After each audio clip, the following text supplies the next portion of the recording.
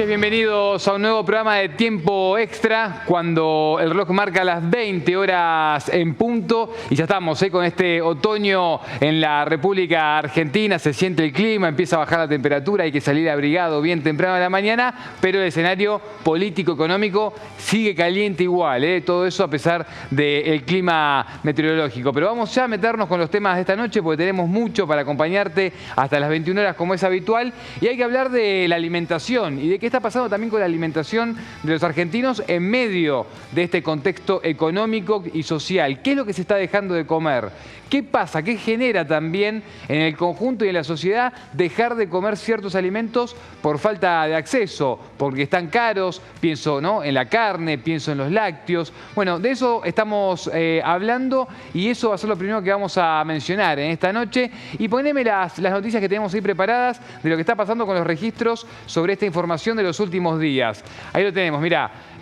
Consumo de carne vacuna se derrumbó 18% en el primer trimestre del año, nota de ámbito financiero, y tocó mínimos de 3 décadas. Tenemos que viajar en el tiempo, ir hacia los 90, comienzo de los 90, 1994, para hablar del derrumbe del consumo de carne en la Argentina. Entre enero y marzo de este año, la industria frigorífica vacuna produjo 745.000 toneladas de carne vacuna, 7.6% menos que en el primer trimestre del año 2023. Y a partir de eso, lo que vos ya sabés, lo que solamente con pasar por la carnicería o por no querer ni siquiera pasar por la carnicería, sabés en cuanto a cómo están los precios de los cortes básicos, los más consumidos en nuestro país. Bien, vamos a hablar de esto porque genera, por supuesto, su impacto en la alimentación. ¿Qué pasa también con los pibes y pibas?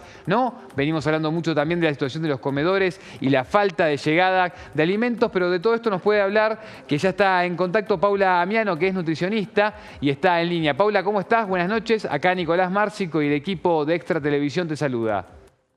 Hola, buenas noches, Nicolás y equipo. Un gusto estar con ustedes. Gracias por el tiempo. Paula, bueno, imagino que estás al tanto de estas noticias, que es bien de información de esta semana, y te pregunto, ¿qué pasa con la población cuando deja de consumir carne? Digo, todo esto sin contar otro tipo de alimentaciones, que por supuesto hablan de suplementos, se comen otros productos, verduras, legumbres para poder compensar. Pero ¿qué pasa en una alimentación estándar promedio cuando se deja de consumir carne? Exacto. Bueno, un tema que tenemos que pensar es que los nutricionistas por lo menos tratamos de que la gente entienda que no es tan importante el alimento como si el nutriente que este alimento aporta. Entonces, si pensamos en, puntualmente, alimento carne, que ha caído el consumo y todas las estadísticas lo dicen, pensamos en proteínas de un muy buen valor biológico. Esto quiere decir que son proteínas completas. El otro nutriente que pensamos es el hierro. Viste que en Argentina tenemos un alto consumo de hierro, pero también tenemos anemia prevalente. Y algunas vitaminas, como algunas que se llaman del complejo B. Entonces, si el alimento fuente de esos 3 grupos de nutrientes cae, tenemos que ver qué otros alimentos podrían aportar nutrientes similares en cantidad y en calidad. Y por suerte, esa opción la tenemos. Igual iría por pensar en lo que se viene diciendo hace muchos años, esto de salir y recorrer y buscar precios, porque hay un abismo entre el mercado minorista y supermercados y demás. Se puede llegar a encontrar algún corte.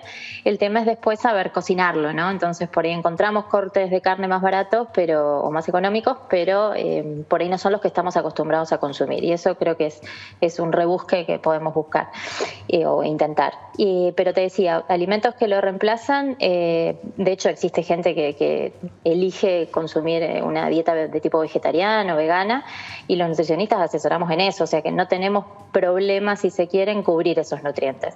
Por ejemplo, las legumbres, que el argentino promedio come muy poca legumbre, salvo en invierno el guisito de lentejas. Claro. No está como una cosa instalada, son de mucho menor valor económico y aportan proteínas no iguales, pero muy parecidas, y aportan también hierro. Entonces ahí ya matamos 2 pájaros de un tiro, por así decirlo.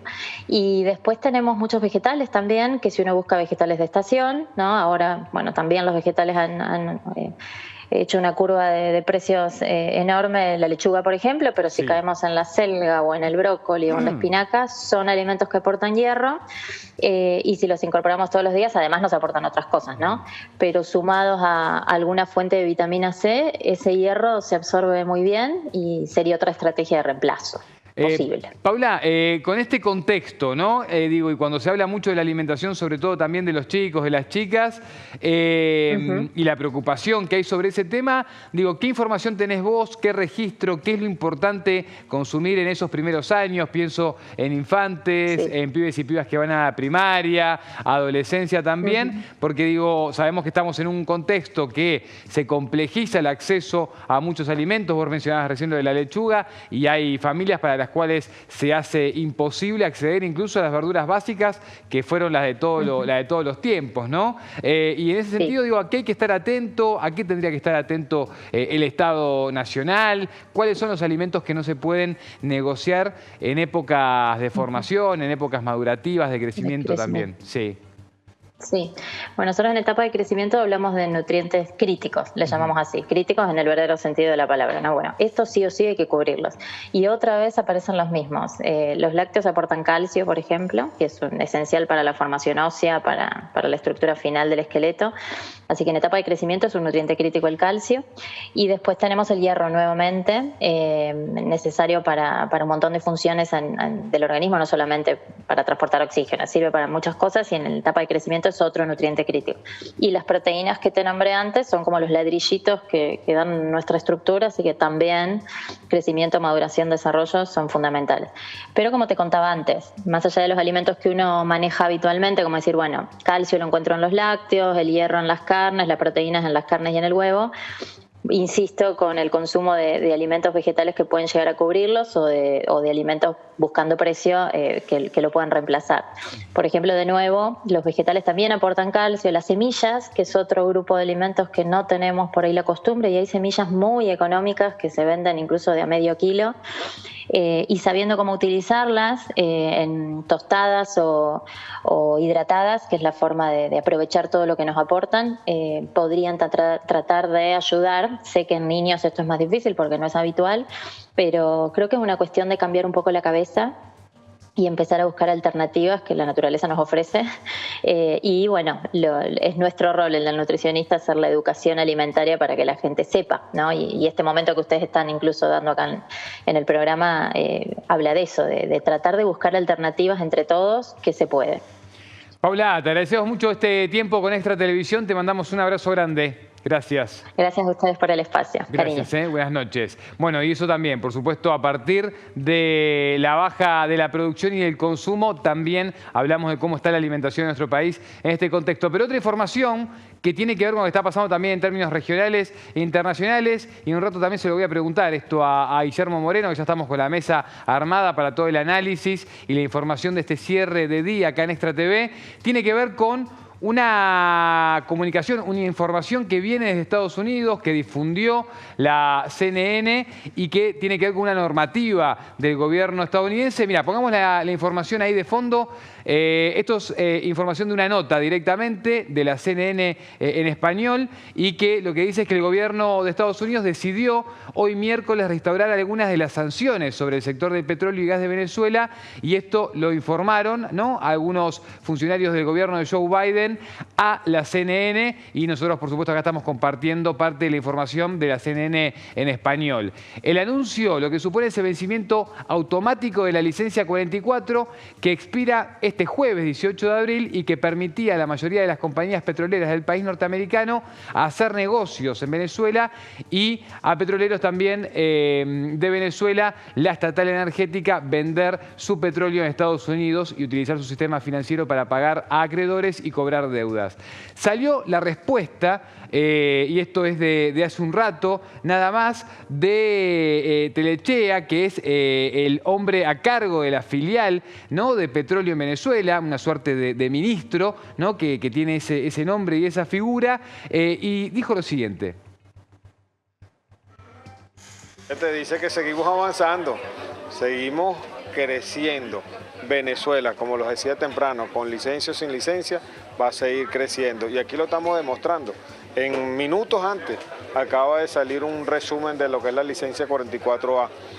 ¿Y cuál es nuestra reacción? Nuestra reacción es que estamos disponibles, dispuestos a seguir avanzando con todas las empresas transnacionales que quieran venir. Venezuela está dispuesta para generar el equilibrio energético que tanto nos hace falta. No, nada, ¿qué puede generar? Aquí lo que tenemos es estabilidad. Fíjese la cara de alegría que tenemos. La estabilidad que tiene Venezuela es única. Bueno, ahí escuchábamos al presidente de la filial de Petróleos de Venezuela, Pedro Techela, que es quien estaba hablando y sale a responder a esta información entonces que fue difundida en el día de hoy. Pero ya me voy para la mesa porque tenemos a Guillermo Moreno ya con nosotros. Tenemos también a un invitado de Principios y Valores a cargo de la Comisión de Defensa, que incluso estuvieron trabajando mucho el fin de semana. ¿Cómo estás, Guille? Sábado. El sábado, ¿no? Ahí estuvieron en el conurbano sur. El domingo estuvimos de fiesta. Y el domingo fue una fiesta en Boedo, exactamente. El sábado estuvimos trabajando. Descansaron un poco las comisiones. Pero bueno, acá quien nos presenta es Cristian Vidal, que es el coordinador de la Comisión de Defensa de Principios y Valores. Bueno, muchachos, vamos a hablar. Ahora quiero saber qué pensás sobre esto de esta información de Estados Unidos, Guille, también lo que está pasando con el petróleo en términos regionales, pero también vamos a hablar mucho, por supuesto, de la geopolítica, ¿no? Y también de la defensa, para ver en qué instancia está la Argentina, qué plantea también este actual gobierno. Pero, digo, el petróleo, ¿qué rol está jugando en este momento en la región? No solo en la región, en el mundo, ¿no? Así como la Argentina tiene dos vectores de competitividad, alimentos y energía, China también. La diferencia es que China no tiene ni energía ni alimentos, ¿sabes? Ahí viene a cuento si Mao tenía razón cuando inició la Revolución Cultural. Quizá la Revolución Cultural de Mao, que vos la habrás estudiado por ahí, era que él se daba cuenta que como venía la cosa para China, China se iba a incorporar en un sendero complicado, que es en el que se incorporó, con muchos millonarios, clase media y bueno, un nivel de pobres y demás. Dejaba de ser esa China como él la había pensado, porque no tiene alimentos para que toda la población pueda consumir como el ABC1 argentino o mundial, no los produce, y para incorporar esos alimentos como importación tenía que exportar. Bueno, eligió ese camino, lo ponderaron, primero fusiló, después que se murió Mao, fusilaron al grupo de los cuatro, entre ellos la esposa de Mao, ¿no?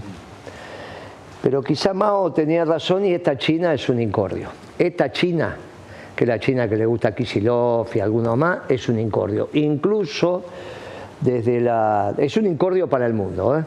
Donde llega China baja el salario. Donde llega China baja el salario. Esto Kicillof lo sabe. Por eso cuando él prohija la entrada de China en Argentina, la discusión conmigo es, mirá que donde llega China baja el salario.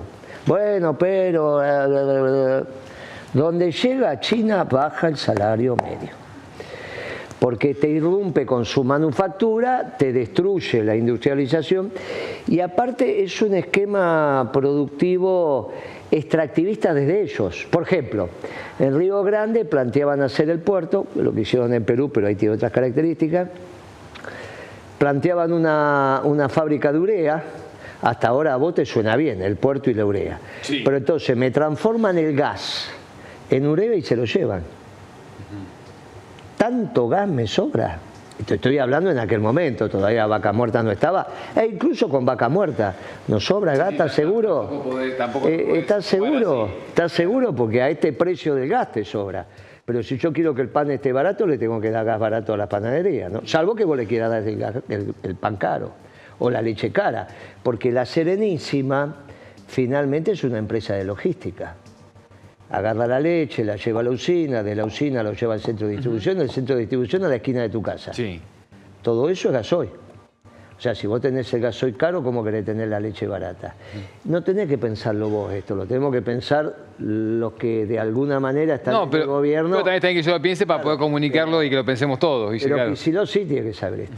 Entonces, cuando entra China, te desindustrializa el país, los obreros especializados, que son los que más ganan, se van terminando, esos presionan sobre el resto y te baja, y aparte hace una economía extractivista donde cambia recursos naturales del país y se los lleva. Y no te deja el idioma siquiera, ni la administración de negocios. Angola es un ejemplo de lo que puede pasar en China, ¿eh? ¿Qué viste de Angola, Guillermo, cuando viajaste, cuando estuviste allá, que se hablaba mucho de tu viaje a Angola? Yo vi un pueblo, fui 2 veces, donde acababa de terminar la guerra civil, 40 años de guerra civil. Todavía estaban en zonas bélicas, estaban preparando la tregua. Ya estaba Santos, que después falleció como presidente. De hecho, a mi delegación había un santacruceño, viste cómo son los muchachos de Osados. Cuando nos dejan en el hotel, que era un Sheraton, nos dicen, de acá no se puede mover. El santacruceño no me hace caso, se va, te dice que no te muevan. A la media hora me llama y por suerte había habido roaming de celular, porque el roaming venía de Sudáfrica, así que fue casualidad, a veces había... A veces enganchabas teléfono, a veces no. Y me dice, me acaban de secuestrar. La guerrilla contraria al gobierno, él se alejó, estaba sacando fotos, vieron rubiecito, Joselete. Y turista, listo. Un gringo santafesino, claro, bien comido, rubiecito, Joselete, sabe el hambre que había ahí. Lo agarraron y le dijeron, ¿cuánto nos dan por este? Y me lo zafó el ministro del Interior. De Angola, mirá. De Angola, me lo devolvió a la media hora, se sentó al lado mío, no se movió más. Yo tenías razón, me dice esto. Claro, no era joda. Hizo tarado, le digo, te dice que no te muevas, no te muevas. Bueno, quería conocer, ¿qué conocer Angola? Si está todavía en guerra, ¿no te das cuenta? Claro. Eso fue 2005, 2004, no me acuerdo muy bien, por ahí, 2004, 2000, por ahí. Y después ya fue la segunda misión, ya creo que fue en el 12, 11, 12, ahí ya era otra Angola. Después de 7 años de paz es un país muy rico, muy rico. Tiene todo, no le falta nada. Hasta tienen las tierras más cultivables de África, ¿no? Las mejores tierras. El parangón de nuestra zona núcleo está de aquel lado. Está de aquel lado. Lo que pasa es que recién ahora han logrado sacar las minas. Son 40 años de guerrilla que iban, venían. No te olvides que ahí competían 4 guerrillas al mismo tiempo. Iban tomando el poder una, otra, avanzaban. Fueron 40 años de guerra civil. Y ahí dice, no sé, él lo debe saber mejor, es el último combate de infantería entre los cubanos y los sudafricanos. A los cubanos los autoriza a ir a Estados Unidos. Eso es con Carter, año 76, 77 me parece que es. Los sudafricanos entran, obviamente tienen un ejército muy poderoso y le piden auxilio a los cubanos mandan divisiones de infantería, pero el puente aéreo lo hicieron con permiso de los norteamericanos. La política internacional no es un juego de chicos, no es para, ¿viste? No, y aparte hay cosas que cuando uno las mira por ahí desde la lógica interna de un país, también tiene contradicciones que a veces cuesta entender. Los que ganan en Angola son los más cercanos al peronismo. Agostino Neto era la guerrilla nacionalista. Y en realidad, incluso el líder de esa revolución había andado por la Argentina. Pero de ninguna manera se tiran ni contra los norteamericanos. El puerto más importante de extracción de petróleo lo tenían los norteamericanos, se lo respetan y también le respetan a los rusos, si bien una de las guerrillas era bien marxista, que confrontaban ellos, y están construyendo un país con su estilo. Angola es como Brasil, ¿vos conocés Brasil? Sí. Porque los esclavos que llevaron los portugueses los llevaron básicamente de Angola. Hablábamos de capoeira otro día fuera del aire, ¿no? Básicamente, ¿Y cómo fue esa migración, claro? Básicamente, vos llegás a Angola y parece que estás en Brasil. Hay un video ahí de Cristina que le bailan la zambean ahí, una sangoleña, y es lo que vos ves en Salvador de Bahía, más en Salvador, que es donde se preserva más la cultura afro, tal cual. Claro, en Bahía, es lo que ves en Bahía, la cultura angoleña es la cultura brasileña. Guillermo, ¿qué nos interesaba a nosotros de ese país? ¿Qué es lo que se puede comercializar con un país como Angola? Los brasileros habían hecho un acuerdo con los sudafricanos por el Atlántico Sur, y vos tenías que hacer un acuerdo cruzado con Angola. No le vas a regalar el Atlántico Sur a los brasileños y a los sudafricanos, ¿no? Al menos la Argentina peronista no se lo regala, la Argentina progresista por ahí sí, pero la Argentina peronista no. Y entonces, obviamente, vos cuando generás las relaciones, las generás también vía comercio e inversiones. Esta fue una propuesta de la Cancillería y del embajador angoleño, que era el jefe de protocolo del líder revolucionario. Es al que los portugueses le entregan la llave de la residencia. La residencia del gobernador era como la Casa Rosada o la Quinta de Oliva, era el lugar, una residencia, ahí atiende el presidente, en una colina, estilo portugués obviamente, de construcción, y este embajador que tuvimos acá era el jefe de protocolo de Agostinho Neto, que en realidad era el jefe de seguridad también, bueno, todo lo que quiera, se adelanta y es al que los portugueses le dan la llave de la residencia y se retiran, y entonces en ese momento que le dan la llave de la residencia es el día fundacional de esta Angola, el festejo del día patrio, digamos, el 9 de julio de ellos. Exacto. Todo eso lo vivimos, tuvimos un intercambio bien interesante. Yo hice un seminario acá que estuvo repleto de cuadros del peronismo, te diría más, qué sé yo, centenares, que el embajador contó la historia desde cuando empieza la lucha de la liberación, que empieza cuando un angoleño esclavo le parte un hachazo en la cabeza a un portugués, y ahí se arma un tole-tole. Te imaginas que te den un hacha, ¿no? Y ese es el hachazo, ellos lo llaman el hachazo de algo, pero ese fue el inicio, del proceso de revolución, un proceso claro. que duró muchísimos años, y después tuvieron 40, porque el proceso de la liberación son con distintas formaciones. O sea, cada uno buscaba, incluso había una guerrilla occidental. Así como Israel, parte de la conformación de Israel es a partir de una guerrilla que arma Israel, que tiene una lucha con los ingleses que dominaban el territorio. Por eso había dirigentes israelíes que no podían entrar en Inglaterra. El que recibió el Premio Nobel de la Paz, junto con Yasser Arafat por los acuerdos de Oslo, no podía entrar en Inglaterra porque estaba acusado de un atentado en un hotel donde murieron un montón de ingleses. Porque eso también interesaba a Inglaterra, porque ese territorio. Eso era territorio turco, el Imperio Otomano. En la Primera Guerra lo pierden y se quedan los ingleses. Los ingleses después dividen y arman los países que hoy estamos hablando, pero ahí se crea Israel correctamente en el año 48. Por eso la solución de esto inexorablemente va a ser de dos estados.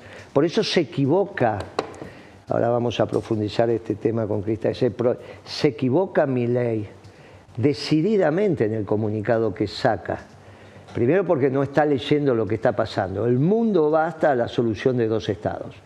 El israelí que corresponde y el palestino. ¿Está bien? Eso va, ya los norteamericanos, los rusos lo dicen, a la larga va a ser esto. ¿Cuánto es de largo? Yo no creo que sea tan largo, pero va a ir a esa solución. Primer error. Segundo error. Los persas, Irán, son Occidente. Hoy charlábamos con él, le decíamos, mire, hasta la revolución de Khomeini en el año 79, enero del 79 o diciembre del 78, me parece que es por ahí, entre diciembre y enero, que es el final de la... El que manejaba Irán era Reza Pahlavi. Las crónicas de aquel momento hablaban del quinto ejército del mundo en términos de capacidad de armamento, todo armado por Estados Unidos. No había ninguna duda que tanto Turquía como Irán eran Occidente. Después vienen estas dudas con la revolución de Khomeini y lo que sigue hasta ahora. Pero en realidad lo que vos tenés ahí es negar la historia de Irán como organizador del Occidente que nosotros conocemos. El muro de los lamentos donde rezó Milei. Sí, y muchos dirigentes más. Sí, entre ellos yo. ¿Tuviste el muro de los lamentos? No, sacámelo de dirigente, pero sí. ¿Quién te pensás que lo financió? Los iraníes. Los iraníes tenían esa particularidad de, cuando hacían la conquista, respetar la cultura y sobre todo las creencias, esto es los dioses. No te olvides que no había una construcción monoteísta todavía, ¿no? En Egipto está la primera construcción monoteísta, y hay algunos líos, pero digamos, la preeminencia de las religiones monoteístas, que es la judía, la cristiana y la musulmana, es bien más adelante. Pero ese muro, ese templo, se destruye y la construcción de ese templo lo financia Irán. Era territorio ocupado por los persas. Pero respetan. Ese muro todavía es de aquel templo. Así que es una tontería lo que está haciendo Milei. Más allá de tontería, me parece que es de una ignorancia supina decir que Occidente termina en Israel. Hoy Irán también es Occidente, Arabia Saudita es Occidente. ¿Qué va a hacer Arabia Saudita si no es Occidente? ¿Qué está diciendo? ¿Qué es Qatar? O sea, el último mundial de fútbol no se hizo en Occidente. Pero es una cosa de loco si vos ves el comunicado. Muy interesante que lo pongamos, el comunicado de Milei, cuando dices la frontera, Israel es la frontera de Occidente frente a la barbarie, cualquier cosa. Lo repasamos en el comienzo de semana, Tommy, que estábamos con Guillermo también, pero si lo tenés a mano y nos quedó, ponelo de vuelta. Y aprovechamos también para preguntarle a Cristian, porque bueno, Cristian, en medio de todo esto que estamos hablando, de todo este cuadro geopolítico que habla también Guillermo y que siempre es interesante que nos aporte con alguna también de las historias de su época como funcionario, te pregunto en materia de defensa, ¿qué estás viendo del gobierno nacional? Ahora vamos a ir seguramente con información, porque hoy hubo una amenaza de bomba en el aeropuerto de Plumerillo, en Mendoza. Eso fue información de hace unas horas y ahora estamos con información tratando de chequear porque parece que está pasando algo en uno de los ministerios importantes. Así que atentos con eso, que ya seguramente ampliemos la información en segundos. Pero contame, Cristian, ¿qué estás viendo de eso, no solo del rol de Petri, ¿no? Y esto de bueno, ir a probar estos aviones a Dinamarca y demás, sino cómo ves al gobierno nacional con respecto a la defensa y con respecto a bueno, lo que es también plantarte, ¿no? Como un país que tiene su soberanía, que es lo que siempre tratamos de profundizar. Sí, mirá, Nico, yo voy a hacer un puente entre lo que estaba recién diciendo Guillermo con el posicionamiento que está adoptando el gobierno de Javier Milei. Tiene que ver también con el proceso de transición en este nuevo reordenamiento geopolítico que estamos viviendo, en donde sobreviven categorías anteriores a este nuevo orden mundial multipolar, en donde ahí te estaba diciendo ahí Guillermo, el tema de qué concepciones existía, qué era Occidente durante el mundo bipolar en el que él vivió, o quizás nosotros nacimos hacia el final de ese orden, de ese mundo bipolar, y también sobre la globalización.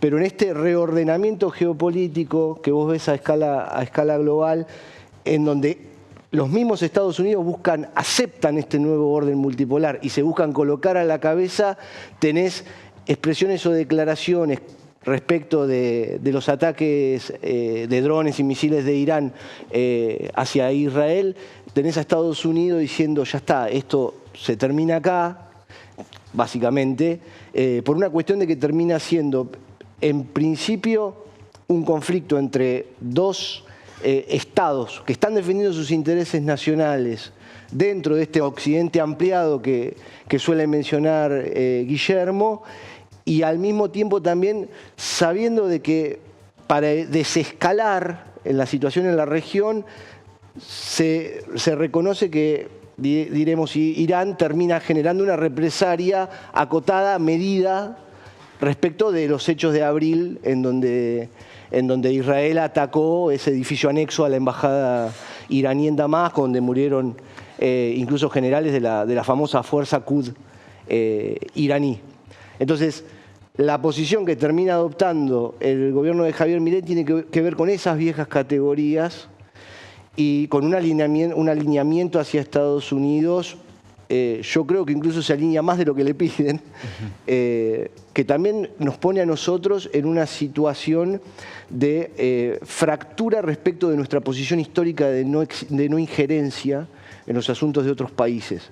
Porque en realidad no tienen la confrontación de intereses que tienen ellos, es de sus intereses nacionales, en tanto Estado nacional, no tiene nada que ver con nosotros, más aún cuando nosotros somos crisol de razas, formados sobre esa base gaucha, pero terminamos siendo un crisol de razas que se enriqueció con las corrientes migratorias, donde conviven varias colectividades, entre ellas la musulmana y la judía. ¿Vos creés que ahí apelar a la tradición, Cristian, donde directamente vos lo que pedís siempre es, bueno, punto uno, te mantenés neutral y lo que pedís es apelar por la paz y que en todo caso la comunidad internacional vaya por eso? ¿Vos creés que esa tendría que ser la medida? Es que la política, mira, es quizás una de las pocas políticas de Estado que se han mantenido a lo largo de la historia argentina, fundamentalmente en el siglo XX. Y te digo más, incluso la otra política de Estado que se ha mantenido a lo largo fue la de la defensa nacional, hasta, incluso te diría, hasta el derrocamiento del general Perón, que duró varios años.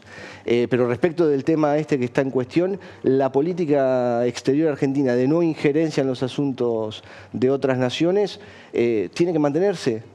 Tiene que mantenerse porque no es que de un día para el otro, yo entiendo que vivimos en un régimen presidencialista y demás, pero digamos, el presidente es el jefe supremo de una nación en la que hay todos los argentinos, tanto los más esclarecidos como los ciudadanos comunes y corrientes, han entendido, han mamado de alguna forma esta no injerencia en otros asuntos. Se ha convertido en una política de Estado de la nación argentina a lo largo del siglo XX. A lo largo del siglo XX. Entonces, ¿qué sentido tiene que el presidente tome posición y en una de las comunidades empiece a tener miedo? Si vos tomás posición, ¿qué hacemos? Los que están en Catamarca, en La Rioja, que son los árabes, los musulmanes, incluso iraníes, que empiezan a tener miedo. Esto es ridículo, esto es ridículo. El presidente tiene que reflexionar en eso. Mira, el comunicado en el último párrafo lo dice. Allá no se ve, pero acá léelo vos, que seguramente lo ves ahí. A ver, ahí ampliémoslo un poco, Tommy, a ver si se llega a ver el último párrafo. Dice, el Estado de Israel es baluarte de los valores occidentales en Medio Oriente y la República Argentina siempre estará de su lado frente a quienes pretenden su exterminio. ¿No? A ver si dice algo más abajo, no me acuerdo si corta, no, termina ahí. No, termina ahí. En realidad, por eso es interesante que entiendan bien estas situaciones. No es ninguna frontera de Occidente, es Occidente. Y el nuevo Occidente va a incorporar las categorías del monoteísmo, y las tres categorías del monoteísmo son los judíos, somos los cristianos y son los musulmanes.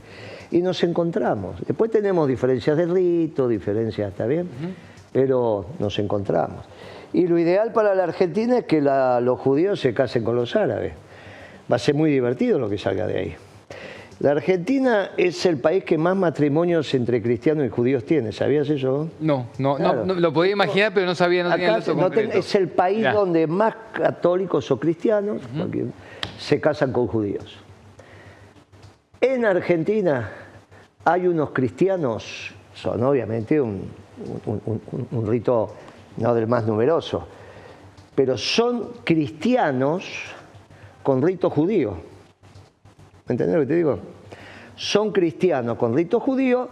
Ellos consideran desde el rito judío que Jesucristo es el Mesías. Los tenés que conocer. Y a veces todos estos que están hablando, como no tienen una práctica religiosa, no los conocen. Y cuando vos los vas a conocer, se visten como ellos. Vos parece que estás en las películas de Cobade, ¿viste? Las películas de Pascua cuando éramos chiquitos, que están todos... Bueno, y están acá nomás, no es que están por acá nomás. Entonces, todo esto, que es la espiritualidad de la Argentina, vos la tenés que nutrir. No puede ser que esté pasando esto y que me genere que me genere una ruptura. ¿Cómo me va a decir, no, Moisés es el esquema de la libertad? Pero es una cosa, no sé de dónde sacó esas explicaciones. En esa época los esclavos eran a la orden del día, en todos lados. Todos lados, hermano. Tienen un lío en la cabeza este chico. Además que chico tiene un desorden en la cabeza que no... Además que en la dinámica de las relaciones internacionales, en donde es pragmatismo, son intereses y posicionamiento geopolítico, si vos vas a hacer esa declaración, la que hizo el presidente, por lo menos consigamos algo a cambio. Por ejemplo, que cuando cada año se pide la reapertura de las negociaciones por la soberanía de Malvinas, pedirle al Estado de Israel... Que se menciona a favor tuyo. Exactamente, siendo uno de los tres actores internacionales, que son Estados Unidos, Reino Unido, por supuesto, y el Estado de Israel, que votan en contra. Entonces, pidamos algo por lo menos. No tienen noción tampoco de la esencia también de la realidad internacional. No, y algo en el orden también de la estrategia, ¿no? Que vos podrías usar en todo caso a tu favor en términos geopolíticos. Sumamos también a la mesa a Fabián Medina, economista, que nos visita. ¿Cómo estás, Fabián? Amigo, ¿cómo estás? Una alegría verte. Bienvenido. Un gusto, Cristian. Vamos a decir algo. A ver. Argentina no puede abandonar nunca la tercera posición. Argentina tiene que hacer negocios multilaterales, quiere decir con todos. no estamos en una posición. Y cuando lo quisimos hacer con Menem, nos pagaron con 2 bombazos, Embajada y AMIA, por mandar la fragata al Golfo Pérsico. ¿Te vas a meter de vuelta? Dicen, estamos en el radar.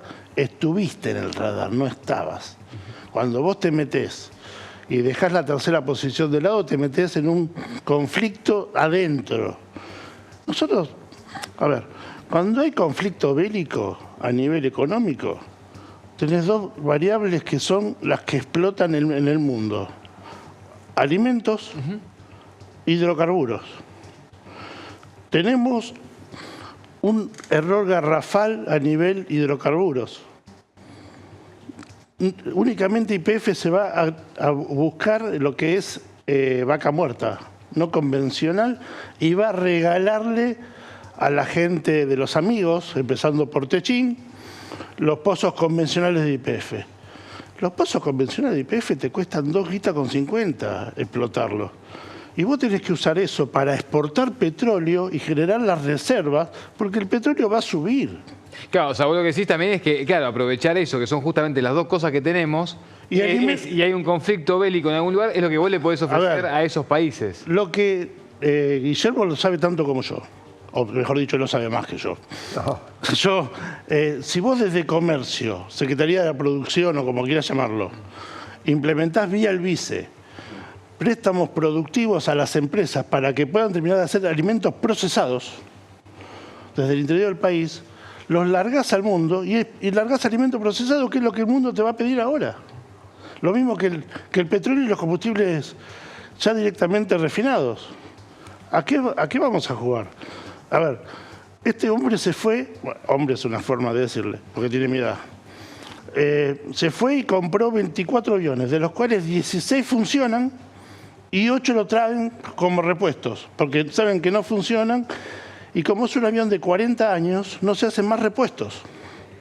Entonces te traen 8 aviones para que vos tengas repuestos por las dudas si se te rompen. Tenemos acá unas fotos en Ezeiza, los van a mostrar un poco y no mucho más. A ver, ayer tuviste al otro impresentable de Petri sacándose fotos en el avión parado porque no le dio el psicofísico para que salga a volar. No es que hizo la hueca de Top Gun cuando va a arrancar el avión y estaba arriba. No, en el piso. Muchachos, si vos querés combatir el narcoterrorismo, vos tenés algo acá que es espectacular. Son los Pucará. El Pucará es un avión de combate para guerrilla y estos F-14 no pueden volar en guerrilla. No podés volar a Malvinas como volaban los Pucará. Querías buscar un avión, hubieras ido a Francia.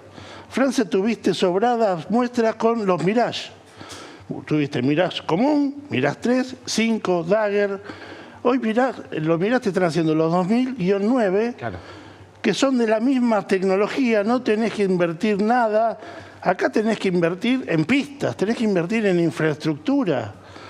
Por aviones de 40 años que en 8 años, 10 años están afuera. Yo tengo una mirada distinta, pero igual Cristian, me gustaría agregar. Yo sé que me imaginaba recién, estaba haciendo se me venía la imagen de Petri y me imaginaba a un marín o a un militar estadounidense leyendo la noticia en algún portal internacional de la Argentina compró los F-16. F-14. ¿No son 16? F-16. Son F-16. F-16 a Dinamarca. Y me imagino tipo mirando la noticia diciendo, ¿qué compra aviones de colección? ¿Viste? O sea, yo quiero hacer una aclaración igual. Yo quiero hacer una aclaración. Primero, en primer lugar, yo no soy economista, pero sí quiero dar un aporte muy valioso. Yo ya no estoy hablando como economista. No, pero estoy hablando como un ciudadano común a lo que vos que le interesa la geopolítica. A lo que vos mencionaste de alimentos e hidrocarburos, también tenés que sumarle el agua dulce. El acuífero. No solamente del acuífero, sino la potencial reserva de agua dulce en la Antártida, claro, que está vinculada directamente con los intereses, primero con los derechos soberanos argentinos, en segundo lugar con intereses geopolíticos argentinos y en tercer lugar se configura como el principal escenario posible de conflicto que maneja la nación argentina ante la ocupación ilegal británica. Estamos hablando que nosotros compramos 16 aviones. Bueno, ahí vamos por el otro lado. Porque Chile tiene otros 12. Bueno, ahí podemos hablar de cierto equilibrio histórico en la región que se buscaba entre Argentina, Brasil y Chile, y de la cual el general Perón en su momento trató de llevar ese equilibrio hacia los intereses argentinos, con el famoso ABC, pero sí me permito decirte que, a ver, hay que saber dividir el ideal nuestro de la realidad. En un aspecto ideal, nosotros como peronistas, ¿qué queremos? Y queremos la autonomía tecnológica. Entonces, pero eso se logra en el largo plazo, ¿sí? Nosotros queremos que desde el día 1 del próximo gobierno peronista se inicie el desarrollo de la industria de defensa en todos estos aspectos que incluyen aviones de combate. Ahora hay una realidad. La realidad es que vos tenés en el mediano y en el corto y en el mediano plazo la necesidad de adquirir aviones que nosotros no producimos, ¿sí? Aviones que nosotros no producimos, que se necesitan para que nuestros pilotos no pierdan el adiestramiento y la instrucción. Y tenemos un agravante de esa situación. Un agravante que es que la ventana de oportunidad, ¿sí? Acá nosotros tenemos que siempre irnos hacia conseguir vectores tecnológicos, si es posible, extra OTAN. ¿Por qué? Porque vos tenés, en este caso, Estados Unidos, que es el principal aliado de una potencia que ocupa territorio argentino, ¿sí? Y que además tiene intereses yuxtapuestos con nosotros en la Antártida, además de con Chile.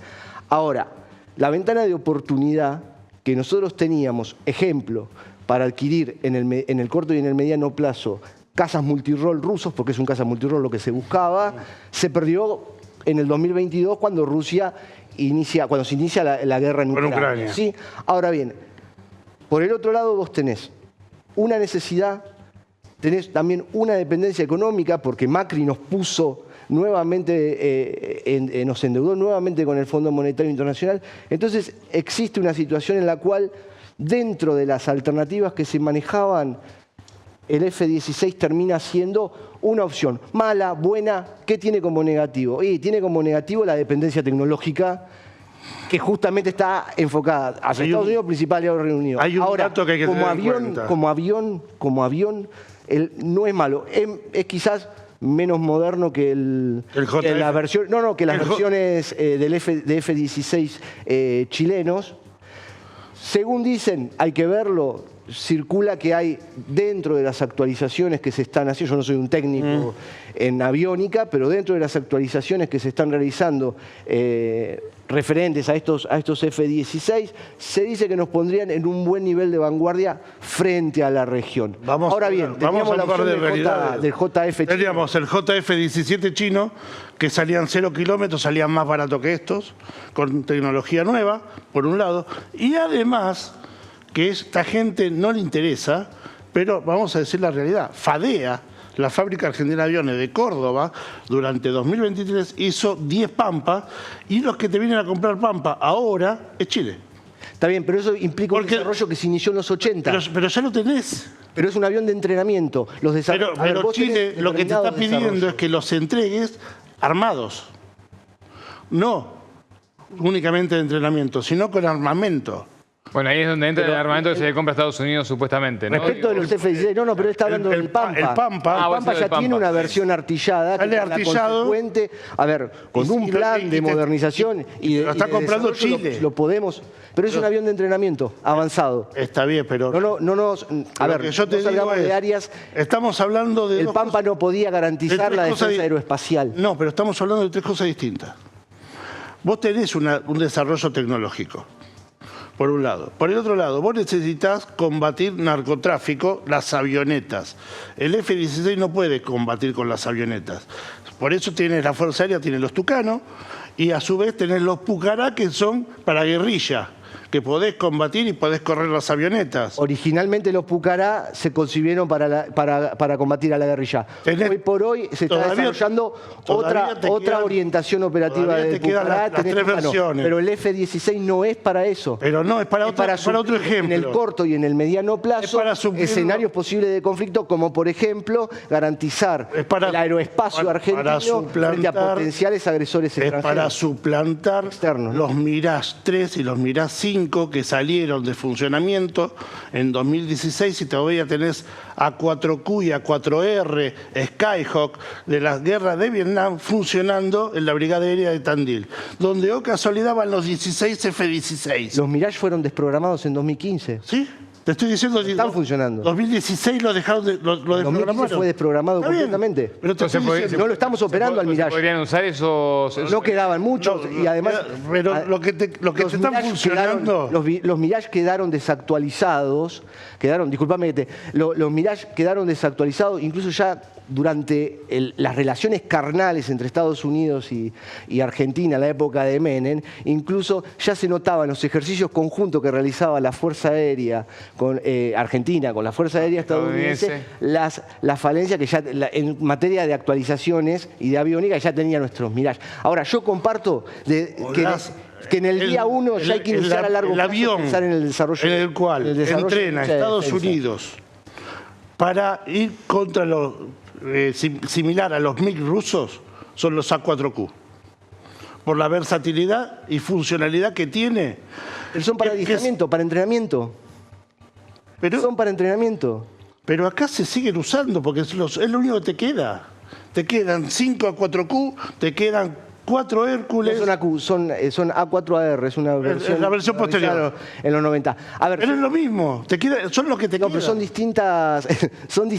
Conozco las versiones. Son distintas funciones las que tiene el Pampa. Pero si vos los tenés armados tecnológicamente, no te hace falta ir a comprar a los yanquis cuando vos podés. Estamos de acuerdo, estamos todos de acuerdo en eso. Lo que pasa es que vos tenés que pensar en el largo plazo. Ahora, mientras vamos a hacer la realidad. En el largo plazo, con 650 millones de dólares, con 650 millones de dólares, vos podés poner a funcionar el país como corresponde y no desarmarlo, como se le ocurrió al impresentable de Caputo el 12 de diciembre. Que te mandó a una hiperinflación con recesión y te mandó 10 puntos de pobreza, lo mire por donde lo mire. Aparte de la verdad que no es guita para entregar los medicamentos oncológicos, ¿no? A los pacientes que tienen esa enfermedad y haya guita para comprar 16 aviones que no sabe para qué lo vamos a usar. Yo creo que la defensa nacional es, junto con la economía, con la salud, con la educación y con la seguridad, 5 pilares fundamentales del Estado y deber de un gobierno. En este momento yo creo que no era una cosa o la otra, depende del posicionamiento y de las políticas del Estado. Porque es una contradicción de Milei. A ver, gobernar, por ejemplo, tener que elegir entre una opción u otra. Es tomar prioridades. Tu prioridad es que la gente coma, no le podés sacar la comida de la boca a la gente. Pero nadie está diciendo le sacaron la comida. Pero nadie está diciendo eso. Entonces, te están diciendo estupideces. A ver, lo mires como lo mires, mandaron 10% de la población a la pobreza en 4 meses. Lo mirás por la ditela que todos se hablaron ahora esta semana, 52 puntos. Pero la medición anterior fue de noviembre de 42. Lo mirás con la UCA, tenías 45, ahora vas a tener 60. Lo mirás con el INDEC 10 puntos arriba. Donde lo mires, mandó en 4 meses 4,5 millones a la pobreza. Y te digo más, en breve vas a tener pobreza energética. Pero por eso somos opositores, por eso el peronismo es opositor. Nadie pone en discusión eso. A ver, estamos hablando de las cualidades del F-16 pero lo que necesitaríamos la prioridad es que la gente coma y que la gente pueda educarse. Si él no quiere no quiere tener educación pública, porque eres una universidad pública, no hubiera durado un cuatrimestre, no es un tema mío, es un tema personal de él, que trabajan por odio. Y por lo mismo que Sturzenegger quería cerrar el Fondo Nacional de las Artes, porque la señora estuvo 4 años y la echaron a patada por desmanejos. No es que el Fondo Nacional de las Artes era deficitario, tenía más de 700 millones de pesos de rentabilidad en un año. Él lo cierra por odio. Cierran todo por odio. A ver, las prepagas ayer, ¿qué necesidad de hacer todo el circo que armaron hoy? Le eliminaste los artículos, le pusiste los artículos en el DNU, no funcionó, sacás otro DNU, tirás abajo ese artículo y lo volvés a la ley anterior. Otra cosa, la ley de abastecimiento con el DNU 70. Si teníamos la ley de abastecimiento, eso sí lo sabe mejor Guillermo que yo, los repelentes hubieran estado a las 48 horas. Y si ellos te decían, tengo problemas con aduana, se habla con aduana para que solucione el tema, o que le diga cómo solucionarlo, y si dice no tiene plata, la Secretaría de Comercio le pone la plata para que traiga. La gente no puede dejar de tener salud, educación y menos la comida. Estás hablando de una pandemia. El fantasma de Mario Antonio Russo dijo, ahorramos 140.000 millones de pesos. En lugar de decir ahorramos, me parece bien que lo ahorre, pero hubiera gastado y hubiera comprado 2 millones de dosis de vacuna al costo. Son $70 por vacuna completa, las 2 dosis. Entonces hubiera tomado 2 millones de argentinos sin problema de dengue. Mira qué pequeño, con qué pequeñas cosas lo solucionás. No les interesa el Estado, no les interesa la gente, y lo que están haciendo es un jueguito para la tribuna, porque están perdiendo gente propia.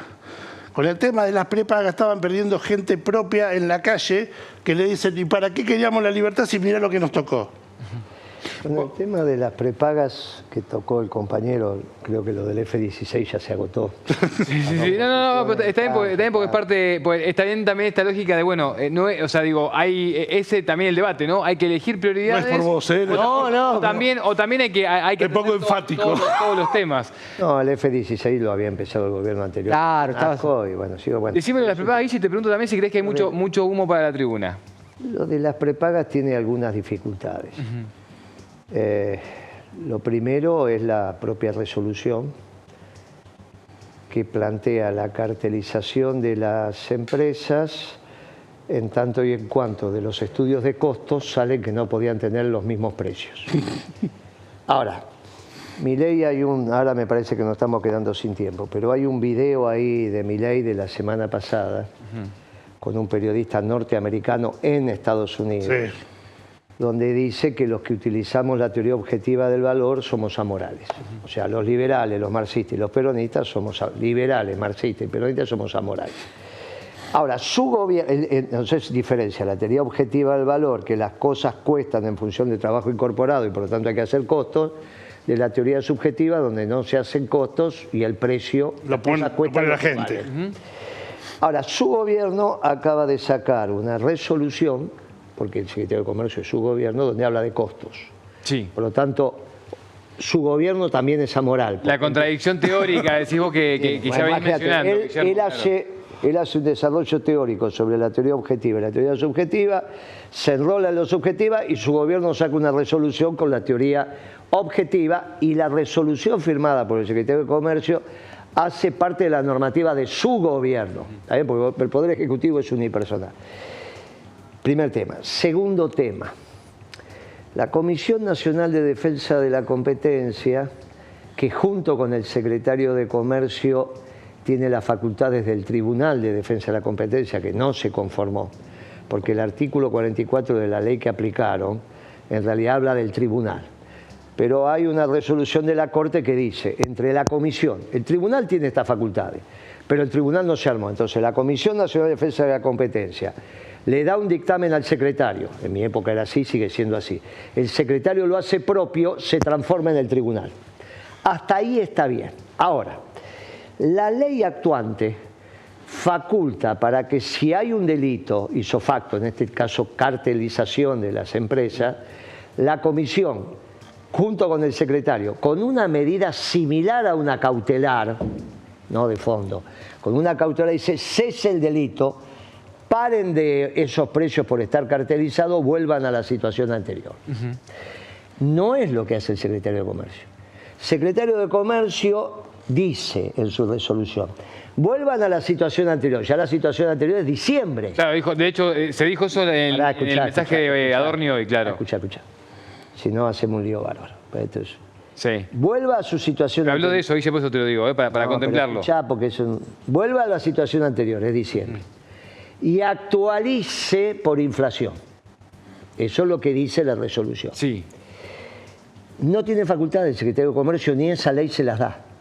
La ley que autorizaba al funcionario actuante a definir precios, la ley de abastecimiento, que ya la cambió Kicillof en su momento y no servía para nada, porque entre otras cosas... ¿Sabes decir que no tiene normativa para hacer lo que dijeron hoy? Ya Kicillof, cuando se empezó a ser amigo de los mercados, cambió la ley de abastecimiento de Perón, que es la que utilizaba Moreno. Moreno, ¿con qué se manejaba? Poquito, porque no era necesario. La ley de abastecimiento de Perón del año 74, perfectamente hecha. Vino la socialdemocracia y cambió la ley de Perón, porque no les gustan las cosas de Perón, quieren hacer nuevas canciones y cambia la ley también. Y con el decreto que está vigente, el decreto 70 que está vigente porque solo lo anuló los senadores, deroga la ley de abastecimiento, que era la única ley que facultaba al Poder Ejecutivo a meterse en cantidad y precio de comercialización. Lo que hace en este caso es meterse en cantidad y precio de un servicio de salud. La ley de abastecimiento impacta en bienes e impacta en servicios.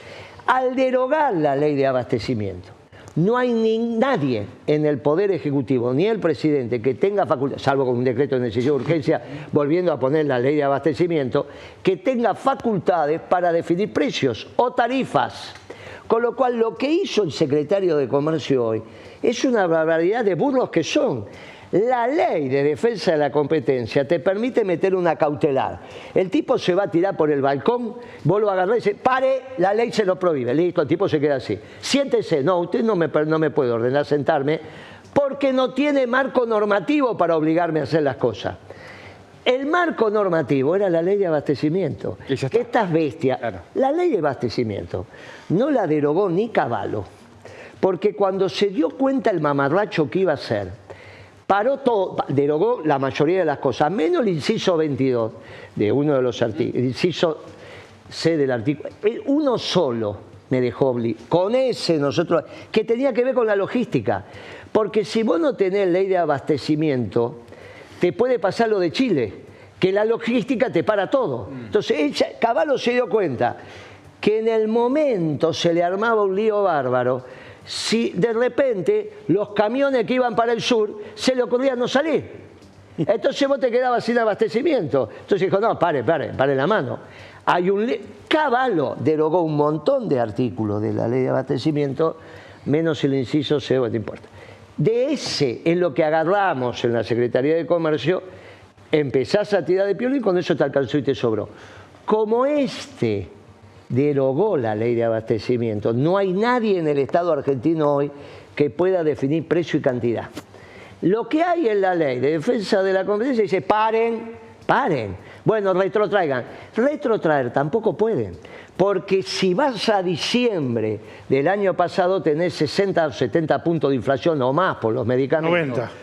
Por los medicamentos, con lo cual vos no lo podés obligar al tipo a vender por debajo de sus costos. La ley de abastecimiento te permite todo, en términos generales, menos obligar al empresario a vender debajo de los costos. Si vos lo obligás, le tenés que dar un subsidio.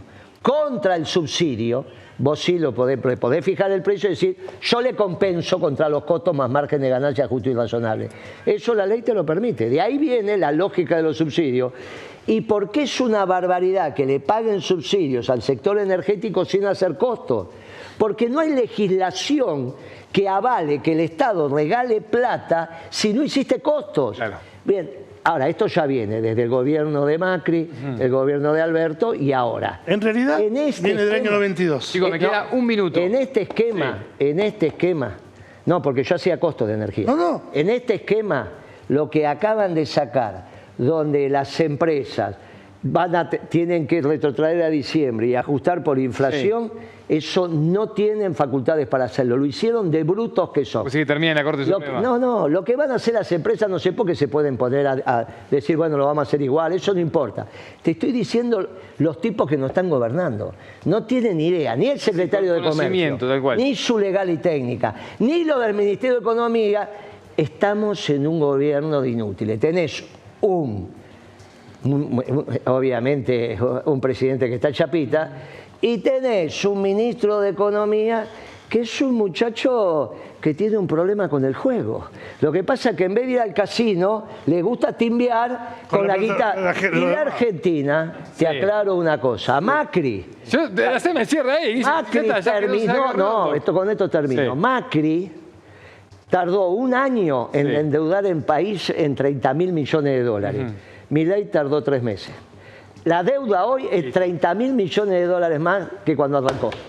¿La seguimos, Viena? Vamos. Fabián, gracias por venir. Nico, perdón. Cristian, te vamos a invitar de vuelta. Del... Tenemos que seguir hablando de defensa también como otro de los temas para... Porque para además, entender. sin desarrollo económico, sin justicia social, tampoco tenés pero si recuperación te de apurás, si son las capacidades 21. militares y mucho menos defensa nacional. Las 9, exacto, estamos entregando el programa. ¿Qué te Punto pones terminado. nervioso? Y no, porque hay que entregar 2 minutos antes. Acá por Bueno, eso no lo habías dicho. Y bueno, ¿cómo que no? No, Te lo 2 avisé. minutos. ¿Hoy? Guille, yo sé que vos 2 minutos antes. Dejate 2 minutos. conducir. Chao, Dejate dejate conducir. joder. Yo te digo Nos reencontramos algo. mañana a las 20. Cuando hablamos de Sí. tercera posición, recordemos lo de siempre.